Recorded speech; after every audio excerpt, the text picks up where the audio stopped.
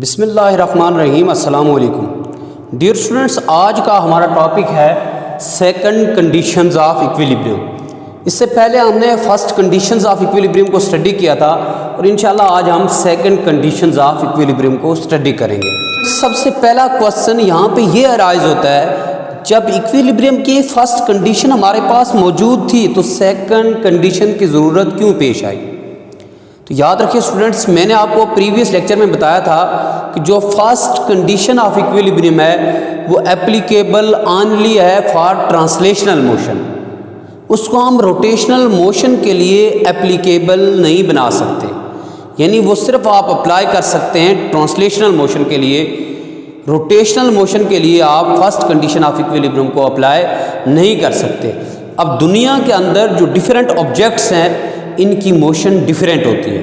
कोई straight line में move करता है, कोई रेंडमली मूव करता है, कोई सर्कुलर पाथ में मूव करता है और कोई एक्सिस के अराउंड रोटेट करता है। अब जितनी भी बॉडीज़ एक्सिस के अराउंड रोटेट करती है या सिंपल वर्ड्स में जो हमारे पास रोटेटरी मोशन होती है उस पे आप फर्स्ट कंडीशन ऑफ इक्विलिब्रियम को अप्लाई नहीं कर सकते। अब बॉडी की क्योंकि टेंडेंसी है वो रोटेट करती है, बहुत सारी बॉडीज़ रोटेट करती हैं, तो इसलिए हमें एक और कंडीशंस की ज़रूरत पड़ी जो हमें रोटेशनल मोशन के मतलब बताए या उसके मतलब हमें कोई इंफॉर्मेशन दे, तो उसको हम कहते हैं सेकंड कंडीशंस ऑफ इक्विलिब्रियम। तो स्टूडेंट्स, सबसे पहले हम इसकी स्टेटमेंट लिखते हैं कि सेकंड कंडीशंस ऑफ इक्विलिब्रियम हमारे पास है क्या। सेकंड कंडीशन ऑफ इक्विलिब्रियम की जो स्टेटमेंट है वो हमारे पास है sum of all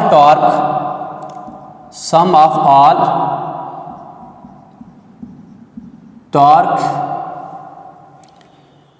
acting on a body will be equal to 0।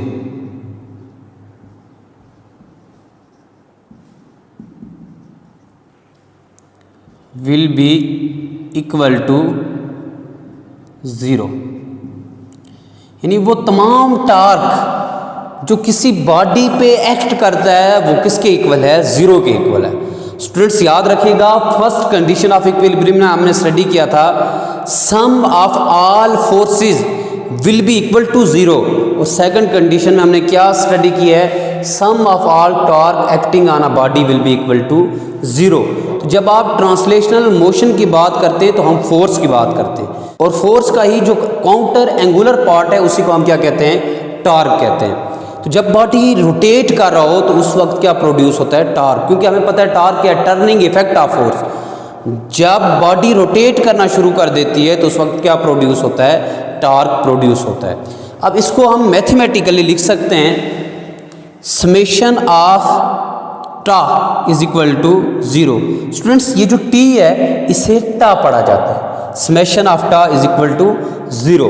अब ये जो सिंबल है इससे हम सिग्मा लिखते हैं, लेकिन आमतौर पर हम इसे समेशन पढ़ते हैं। स्टूडेंट्स, इसको समझने के लिए मैं एक एग्जांपल ले लेता हूँ। फॉर एग्जांपल, हमारे पास एक सीसा है, ये हमारे पास एक सीसा है, ये इसका एक्सिस ऑफ रोटेशन है।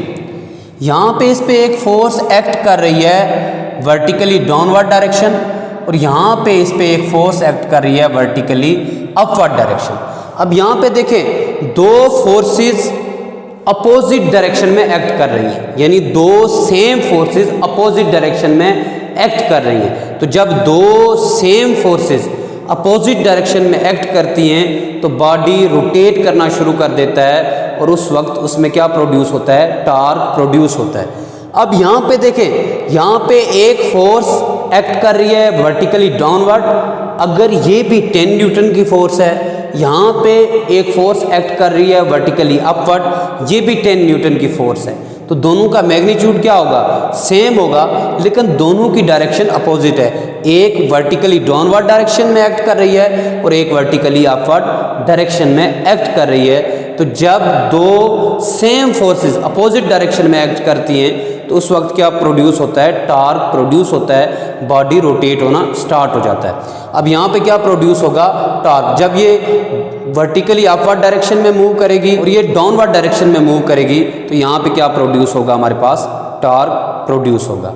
तो स्टूडेंट्स अगर बॉडी रेस्ट में होगा तो उस कंडीशन को हम कहते हैं स्टैटिक इक्विलिब्रियम, और अगर बॉडी यूनिफॉर्म वेलोसिटी से मूव कर रहा होगा तो उससे हम क्या कहते हैं, dynamic equilibrium. Students second condition of equilibrium की हम एक और तरह से भी स्टेटमेंट लिख सकते हैं, यानी sum of torque producing in clockwise direction is equal to sum of torque producing in anticlockwise clockwise, यानी वो टॉर्क जो क्लॉकवाइज डायरेक्शन में प्रोड्यूस होता है वो इक्वल होता है टॉर्क के जो एंटी क्लॉकवाइज डायरेक्शन में प्रोड्यूस होता है। स्टूडेंट्स यहाँ पे देखें, यहाँ पे अगर बॉडी क्लॉकवाइज मूव कर रहा है, यानी इस डायरेक्शन में मूव कर रहा है, क्लॉकवाइज क्लॉक की तरह मूव कर रहा है, डेफिनेटली टॉर्क प्रोड्यूस होगा, तो इस टॉर्क को हम कहते हैं क्लॉकवाइज टॉर्क। ऐसे ही जब बॉडी एंटी क्लॉकवाइज डायरेक्शन में मूव करेगा, फॉर एग्जांपल अगर बॉडी इस डायरेक्शन में मूव करता है, एंटी क्लॉकवाइज या काउंटर क्लॉकवाइज डायरेक्शन में मूव करता है, तो उस वक्त जो टॉर्क प्रोड्यूस होता है उसको हम कहते हैं एंटी क्लॉकवाइज टॉर्क। अगर क्लॉकवाइज टॉर्क का सम एंटी क्लॉकवाइज टॉर्क के सम के इक्वल हो तो हम कह सकते हैं वो बॉडी इक्विलिब्रियम में, यानी सेकंड कंडीशन ऑफ इक्विलिब्रियम की स्टेटमेंट हम एक और तरह से लिख सकते हैं, sum of torque producing in clockwise direction is equal to sum of torque producing in anticlockwise clockwise. तो स्टूडेंट्स याद रख लीजिएगा, जो टॉर्क प्रोड्यूस होता है क्लॉकवाइज डायरेक्शन में उसको हम नेगेटिव लेते हैं, और जो टॉर्क प्रोड्यूस होता है एंटी क्लॉकवाइज डायरेक्शन में या काउंटर क्लॉकवाइज डायरेक्शन में उसको हम पॉजिटिव टॉर्क के तौर पर कंसीडर करते हैं। और जब हम इन दोनों को ऐड करते हैं, सम अप करते हैं, तो इनका सम हमारे पास किसके इक्वल आता है, 0 के इक्वल आता है। तो यही हमारे पास सेकंड कंडीशन ऑफ इक्विलिब्रियम है कि sum of torque acting on a body will be equal to 0।